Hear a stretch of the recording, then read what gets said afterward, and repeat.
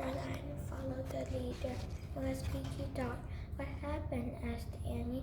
I don't know. Something weird, said Jack. We have to get out of here fast.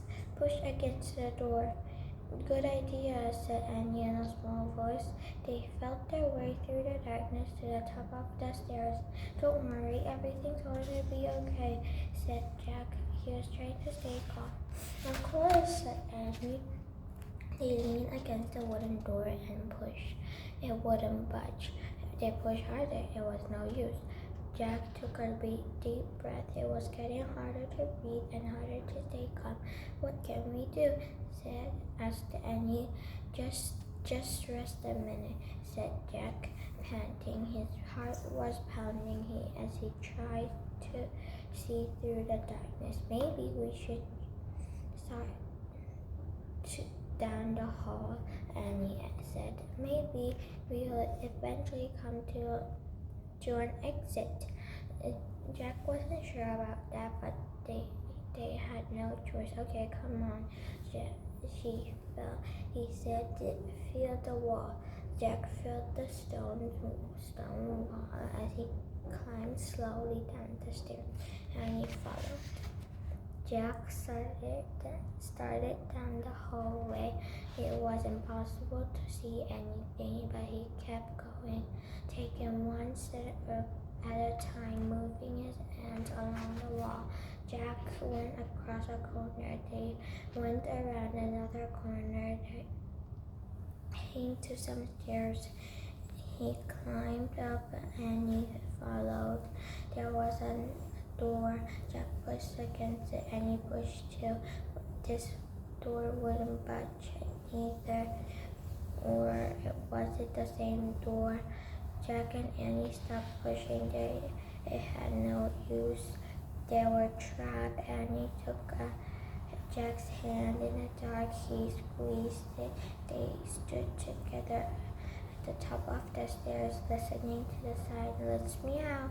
Oh man, Jack whispered. He's back, said Annie. Meow. Follow him, cried Jack. He's going away from us.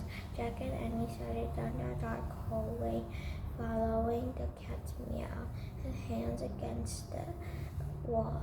They stumbled through the darkness. Meow. Jack and Annie kept following the sound all the way through the windy hallway.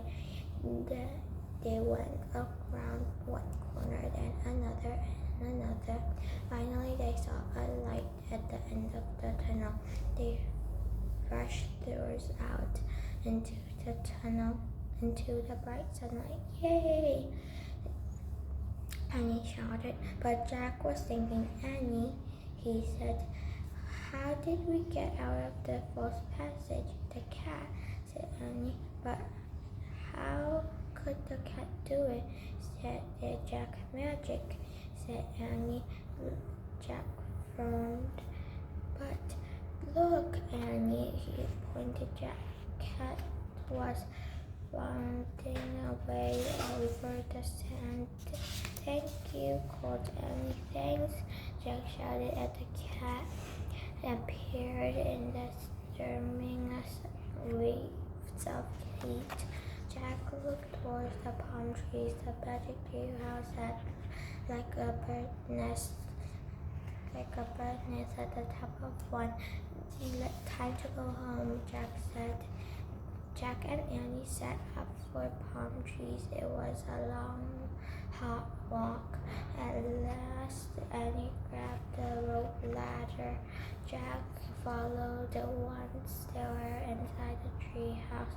Jack reached the book about Pennsylvania. Suddenly he heard a rumbling sound. It was the same sound he had heard in the pyramid. Look, Annie said, pointing out the window. Jack looked. Boat was beside the pyramid. It was gliding over the sand like a boat sailing over the sea. The boat faded away into the distance. Was it just a mirage, or was the ghost queen finally on her way to the next life? Home, Jack whispered. opened the Pennsylvania book. He pointed to the picture of the Frog Creek. I wish we could go home, he said. The wind began to blow. The treehouse started to spin. It spun faster and faster. Then everything was still, absolutely still.